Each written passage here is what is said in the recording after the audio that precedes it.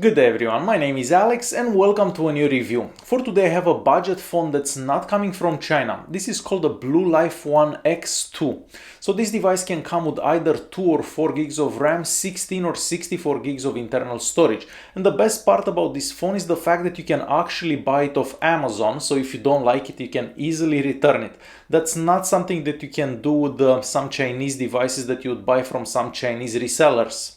For specs, we have the Snapdragon 430. This is an octa-core CPU. We also have a 5.2 inches display with a 1080p resolution. We have a 3000 non-removable battery, a 16 megapixel rear camera and an 8 megapixel front-facing camera. For a phone that has a 5.2 inches display, it is a bit big. However, you can still use this phone with one hand. The back of the phone is made out of some type of metal and it can be removed. However, it is a bit difficult to actually remove the back cover. Once removed, you have access to the 2 SIM card slots and the slot for the SD card. And since we are talking about SD cards, you can easily install an SD card as internal storage because we have Android 6.0.1 running on this device. And out of that 16 gigs of internal storage that we get to this device, we have about 9 left, but the speeds that I got for the internal storage are decent. We also have a 16 megapixel rear camera, a flash and the blue logo on the back of this device. On the right hand side of the device you're gonna find the power button and the volume keys, and these ones seem to be made out of metal as well. On top of the device you're gonna find the 3.5mm audio jack, and the sound coming out of that audio jack, it's rather decent. And moving at the bottom of the device, you're gonna find what looks to be like 2 speakers. However, we only have 1 speaker on this device and that speaker gets loud. However, it does sound a bit distorted at maximum volume. Aside from that, you're gonna find the micro USB charging port, and this phone supports OTG. So you can easily plug in any USB stick and the phone will be able to read whatever you have on that USB stick.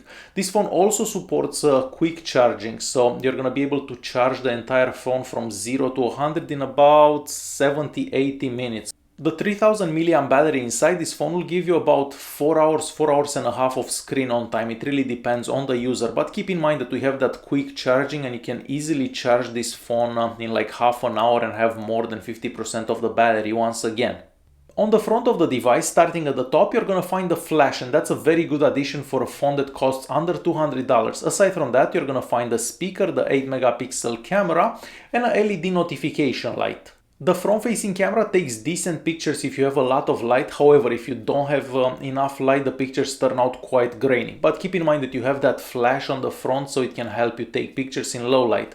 And these are a couple of examples of pictures that I took with this device. The 5.2-inch screen has a resolution of 1080p. We also have really good sensitivity. You can touch this screen in 5 places in the same time and the screen will register. We also have really good viewing angles and the colors are nice and vibrant.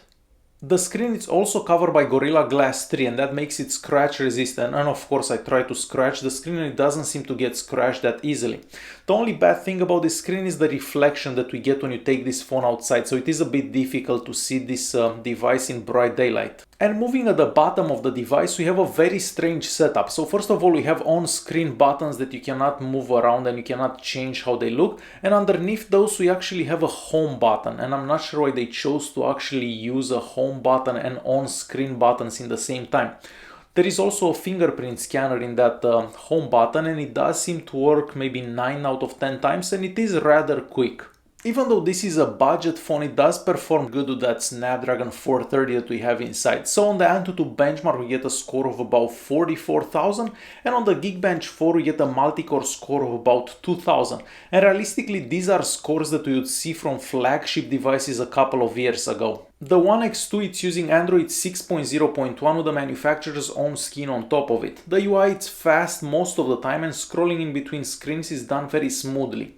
There are also a couple of cool features available, but I didn't actually find any of them useful, and the best thing would be to install a different launcher like Nova Launcher or the Google Launcher, and I believe that will speed up the phone. The settings app, it's very simple and it doesn't have that many added features. However, I would have preferred to have the option to actually change those on-screen buttons.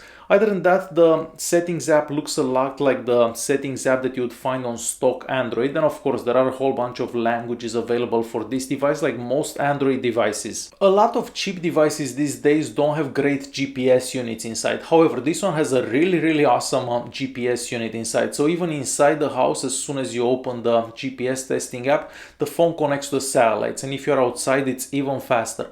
Of course, using Google Maps, it's also done very well because it connects to the satellites right away and it doesn't seem to lose connectivity. For sensors, we have all the sensors that you would find in a flagship device. So if you are looking for a device on a budget that has a lot of sensors, well, this is the one for you, and all the sensors seem to work good as well. On the back of the phone, there is a 16 megapixel Sony sensor with the f2.0. The camera app looks very different and it has some nice cool features. Swiping left would get you to the camera settings mode, and you can change a whole bunch of things in there, like the picture resolution and so on. Swiping right will take you to the modes available. So first of all, there is a pro mode, or you can tweak the camera as you wish, and there is a very cool feature where you would add yourself in any scene basically. So that's called a scene frame. So I found that the nicest feature out of this camera. Leaving the camera app aside, the rear camera, it's not spectacular. So first of all, in daylight you can take some great pictures, but as soon as you don't have enough light, the pictures start to get quite grainy. Most pictures taken at night are quite unusable, and the pictures that you've seen until now are basically the pictures that I took with this phone. Most apps that I've used on this device seem to work fairly good. That Snapdragon 430, it's not a slow processor by any means. So for example, Chrome works really good, so zooming in, zooming out, scrolling up, scrolling down does work really good. On the YouTube app, the maximum resolution, it's 1080p, so basically the resolution of the screen, and all the videos that I tried at that resolution seem to work very good and smooth. For gaming, you can play a whole bunch of games with this device. So as I said before, that Snapdragon 430, it's not a bad CPU by any means, and the games that I tried and I play on this device do work very well as well. Multitasking also works good on this device, and the phone doesn't seem to close the apps running in the background. However, you will be limited by the 2 gigs of RAM if you have the version with 2 gigs of RAM. So if you have some big games running in the background, some of them will actually be closed. And lastly, connectivity-wise, the phone can connect to 4G networks and the call quality is excellent. This phone doesn't have dual-band Wi-Fi, so that means that you're only going to be able to connect to the 2.4 GHz Wi-Fi networks. The speeds that I got over 4G and over Wi-Fi are appropriate for a phone under $200. And it's time to conclude this video. So overall, for a phone that costs around $150, $180, I think it's a decent phone. Keep in mind that the biggest advantage for this phone is the fact that you can actually buy it on Amazon, and that means that you can return it easily if it breaks down or if it doesn't work or if you don't like it or anything like that. So that's the biggest advantage for this device versus a whole bunch of other Chinese devices. Price-wise and value-wise, maybe you can get something slightly better from China, but then you would lose that warranty with Amazon and so on. So overall, for the price, this is a rather decent device that could use a couple of improvements. But in the same time, we have quick charging, we have a nice looking screen and so on. Alright guys, hopefully you enjoyed this video. If you did like it, press that like button. Don't forget to subscribe, and I'll see you in the next one. Thanks for watching.